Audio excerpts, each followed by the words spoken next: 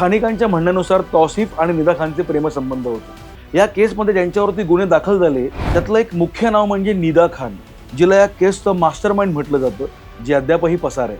आता ही निदा खान कोण आहे हे आपण जाणून घेऊयात। या निदा खानचं शिक्षण झालं पुणे आणि नाशिकमध्ये। वय साधारण 30-32।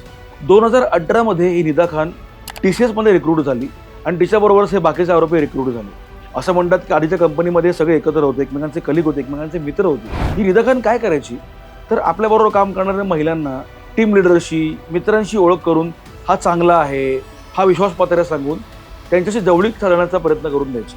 तौसिफ आणि दानिशचं लग्न झालंय ही गोष्ट सुद्धा निदा खानने लपवून ठेवली होती। ज्या पीडित महिलेने पहिल्यांदा तक्रार केली, तिला पंजाबी ड्रेस घालायला लावणारी, तिला विशिष्ट पद्धतीने स्कार्फ बांधायला लावणारी ही निदा खानच होती।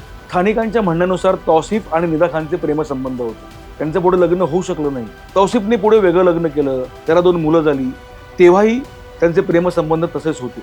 हे प्रकरण पुढे उघडकीस येण्यापूर्वीच निदाने आपली बदली मुंबईत करून घेतली। याचा पूर्ण व्हिडिओ पहा आसोवा YouTube चॅनलवर।